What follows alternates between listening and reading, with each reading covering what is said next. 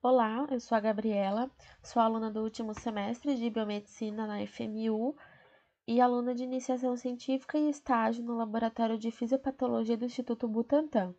O meu projeto ele é experimental e ele visa analisar a participação da microglia nos mecanismos envolvidos na hiperalgesia induzida pelo veneno de Botrytis de araraca. As serpentes do gênero Bothrops são responsáveis por 90% dos acidentes ofídicos em todo o território brasileiro, sendo a espécie Bothrops de araraca responsável pela maioria dos acidentes ofídicos no estado de São Paulo, correspondendo a um acidente ofídico de maior importância epidemiológica no país, e foi considerado em 2010 pela OMS como uma doença tropical negligenciada. O veneno de jararaca, ele possui 3 tipos de ações principais. A ação coagulante, em decorrência de um consumo exacerbado dos fatores da cascata de coagulação, principalmente do fator 10 e da protrombina. Tem a ação hemorrágica, tanto pelo consumo dos fatores quanto por ação de hemorraginas, que são responsáveis por causar alguns tipos de lesões nos vasos sanguíneos, e também ação proteolítica, decorrente da ação de hialuronidases, de fosfolipases e também de mediadores da resposta inflamatória. O envenenamento tem um quadro clínico que envolve reações sistêmicas e locais. Reações sistêmicas como hipotensão, hipotermia, náuseas, sangramento nasal, e ações locais como dor, sangramento no local da picada ou em ferimentos pré-existentes, edema, bolhas, hematomas e até pode evoluir para necrose. Mas o primeiro efeito observado após o envenenamento é a dor. E o que é a dor, né? A dor ela costuma ser descrita por uma sensação angustiante, uma sensação desagradável, porém é um mecanismo de proteção e de alerta crucial para avisar possíveis presenças de estímulos nocivos presentes no ambiente. E como que ela acontece? Por meio dos nociceptores. Os nociceptores, como o nome sugere, eles são receptores periféricos que estão ao longo de todo o nosso organismo, todo o nosso corpo. Eles captam estímulos nocivos, que podem ser mecânicos, térmicos ou químicos. Eles, por meio de mediadores químicos, ativam neurônios primários. Na medula espinal, vão ativar neurônios secundários, e por meio do tálamo, eles indicarão para o córtex cerebral que houve um estímulo nocivo causando dor. Esses mediadores químicos eles podem ser liberados por células adjacentes à lesão ou pelas células lesionadas, como células endoteliais, neurônios, e bem como células de mediação de resposta inflamatória, como neutrófilos e macrófagos também. Quando você tem uma estimulação persistente desses nociceptores, você tem o que a gente chama de hiperalgesia, que é uma diminuição no limiar nociceptivo. Um exemplo que costuma funcionar para explicar o que é hiperalgesia é aquela velha história de bater o dedinho na quina do móvel. Quando você bate o dedinho na quina, ele vai doer bastante. Mas se você imagina você bater esse dedinho, só que a unha dele está encravada. Você vai sentir mais dor do que você sentiria se você tivesse em condição normal. Você vai ter uma hiperalgesia. Dá para entender mais ou menos com esse exemplo, esse conceito.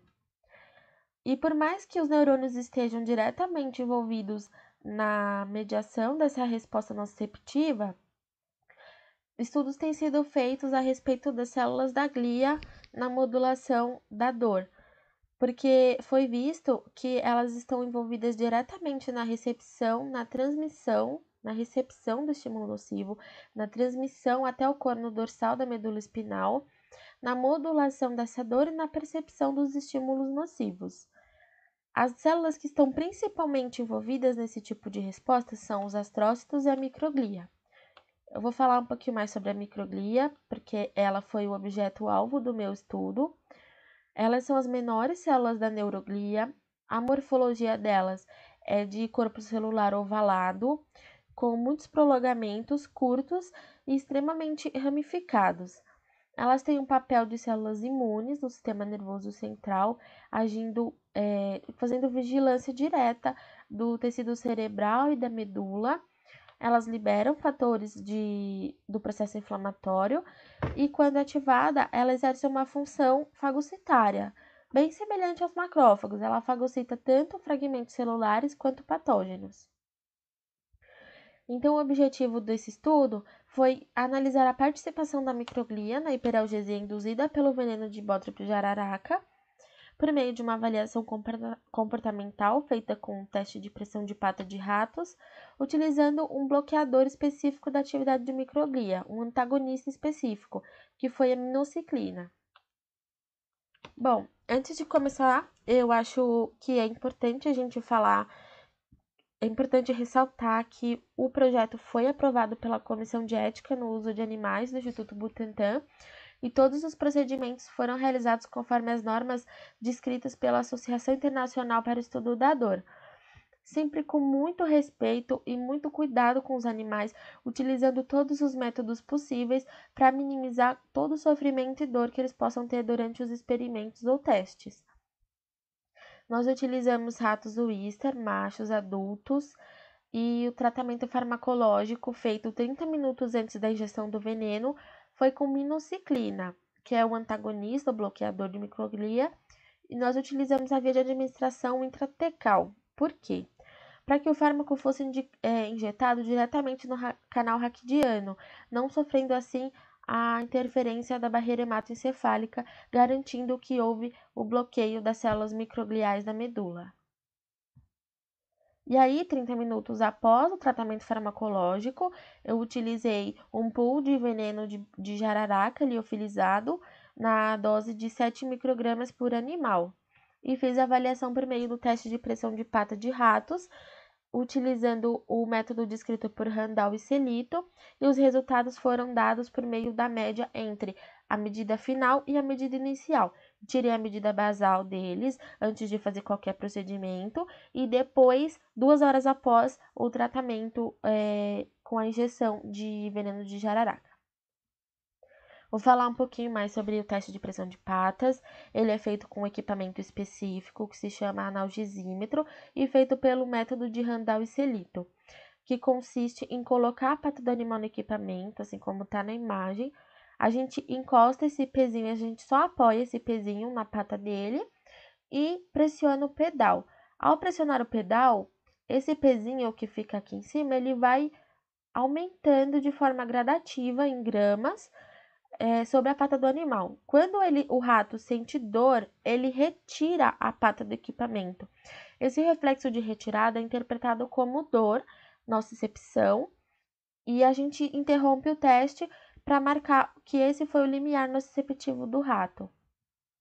Sendo assim, eu fiz a gente pôde fazer o teste